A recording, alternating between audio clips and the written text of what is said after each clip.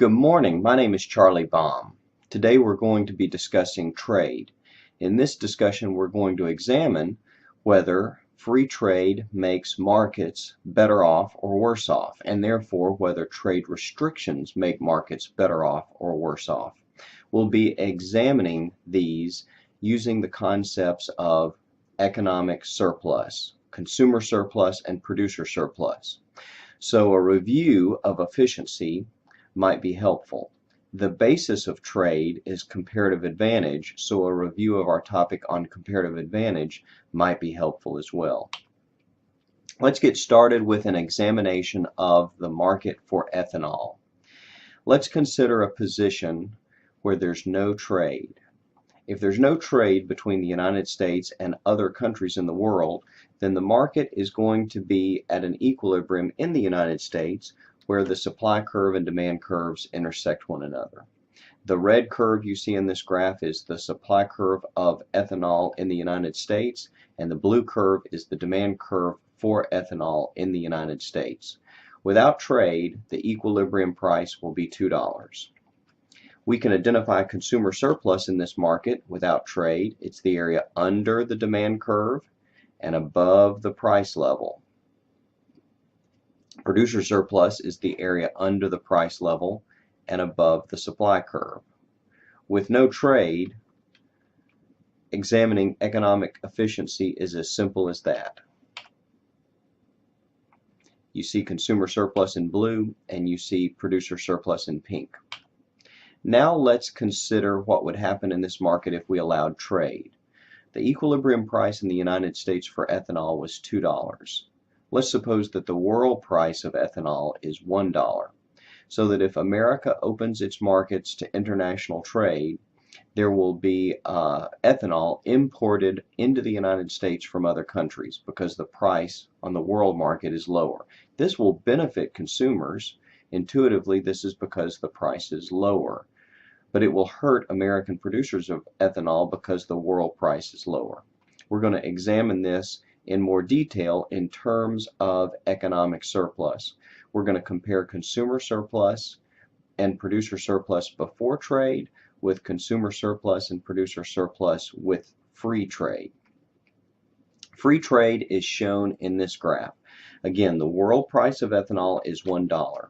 So when we open up this market from no trade at point F to free trade, where the world price is $1, we see that the quantity demanded in the United States is larger, and that's because at a lower price consumers demand more ethanol. But the quantity supplied by American producers is smaller. At the lower world price, American producers are not willing to supply as much ethanol. So this results in a gap between American consumption and American production. This would typically be a shortage. But it's not a shortage because these units are made up with imports from other countries. This 6 billion gallon of ethanol gap is going to be provided by imports from other countries.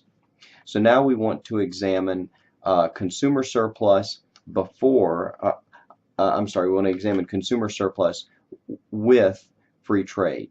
Consumer surplus is the area under the demand curve and above the price level as before. But this time the price level is $1. And this time consumers in the United States are consuming 9 billion gallons of ethanol.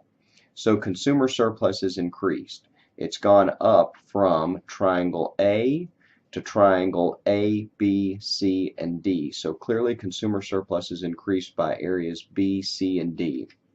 Producer surplus is equal to the area under the price level and above the supply curve. The price level is $1 and the supply curve is the red supply curve, and this is for units that American producers are supplying. That's 3 billion gallons of ethanol. Producer surplus used to be the area under the $2 price level and above the supply curve before free trade. So producers have clearly lost area B.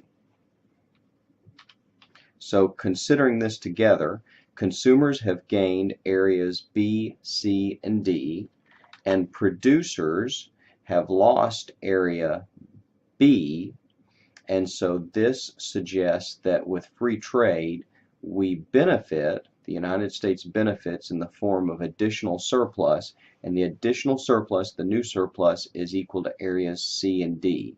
Area B is transferred from producers as producer surplus to consumers as consumer surplus. Areas C and D represent new surplus for the American market, and it goes to consumers. One of the concerns with free trade in an example like our ethanol example is that American producers are hurt by the lower world prices. So this prompts governments periodically to restrict trade. There's two methods that can be used to restrict trade. One is with a tariff, where an international tax is charged on imports, and the second method of restricting trade is with a quota, where the government simply limits how many imports can come into a country. Let's look at a tariff first.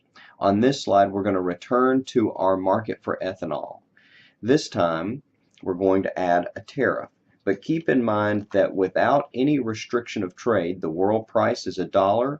Consumers will demand 9 billion gallons of ethanol in the United States, and producers in the United States will supply 3 billion gallons, and so imports into the United States would be 6 billion gallons. With free trade, keep in mind that consumer surplus is the area under the demand curve and above the price level. Producer surplus is the area under the price level and above the supply curve, and the relevant price level is $1. Now, let's add a 50-cent tariff. Here's how you show the effect of a tariff in a market like this. You raise the world price by an amount equal to the tariff. If the tariff is 50 cents, then the price in the United States goes up from the world price to a new price in the United States that's higher by an amount equal to the size of the tariff. Now the quantity supplied will be this amount, and the quantity demanded will be that amount. The quantity supplied increases. The quantity supplied by American producers increases because the price they receive is higher. The quantity demanded by American consumers decreases because they must pay a higher price. Now, consumer surplus will be the area under the demand curve and above the $1.50 price level. Producer surplus will be the area above the supply curve and below the $1.50 price level. Producers are better off because they gain surplus equal to this area. Consumers are worse off because they lose all of the area that's under the demand curve and in between the dollar and the $1.50 price level. We'll see that here. Area A is new producer surplus. Areas A, C, T, and D are lost by consumers. And area T represents new government revenue. Keep in mind that the government is obtaining revenue that's equal to the tariff, which is 50 cents on all of the imports. And when the price in the United States is raised to $1.50, the amount of imports of ethanol into the United States equals 3 billion gallons. So area T is a rectangle that has an area equal to the additional government revenue. The area of T is base times height. The base is 3 billion gallons of ethanol and the height is 50 cents. So area A goes from consumers to producers. Area T goes from consumers to new government revenue. That leaves deadweight loss equal to C and D. Just as free trade creates new economic surplus, restricting trade with a tariff reduces economic surplus. The reduction is equal to deadweight loss. The deadweight loss in this example is areas C and D. Areas A and T are transfers from consumers to either producers or the government. And here you see that here. Consumers lose A, C, T, and D. Producers gain A, the government gains T, and the deadweight loss is C and D. Let's look at an example of a quota. I mentioned a moment ago that there are two primary ways of restricting trade. One is with a tariff, the other is with a quota. This is where the government limits the amount that can be imported. Let's look at a quota in an example for the market for sugar. Let's suppose that with free trade in the market for sugar, the world price will be 27 cents. At this world price, American consumers consume 25.7 billion pounds, and American producers supply 7.6 billion pounds. At such a low price, American sugar farmers are harmed. So let's suppose that the government limits sugar imports with a quota. Prior to the quota, the amount of sugar imported into the United States was this amount, which was 18.1 billion pounds. Now let's suppose that the quota says only 5.8 billion pounds can be imported. If that's the case, then the market price must go up to the price where imports equal the quota. The quota is 5.8 billion pounds of sugar, and at a price of 43 cents, that is how much would be imported. So now consumer surplus will be the area under the demand curve and above the 43-cent price level. Producer surplus will be the area under the 43-cent price level and above the supply curve. Clearly, when we raise the price by restricting trade, producers benefit. They move from surplus that was under the 27-cent price level to surplus that's under the 43-cent price level. Producers gain area A. Consumers are going to lose areas A, C, B, and D.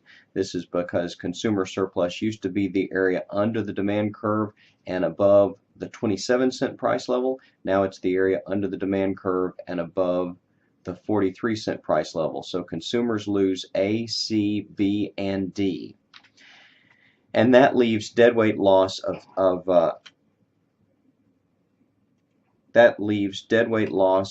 C and D. In this example, the deadweight loss should be C, B, and D. In this chart, we are saying that B represents new surplus for foreign sugar producers, but the deadweight loss, if you just consider the American market, is going to be C, B, and D. So consumers lose A, C, B, and D. American producers gain A, and what is lost in the American market is B, C, and D. We would call that deadweight loss to the American market, although technically B is surplus for foreign producers who export their sugar to be imported into the United States.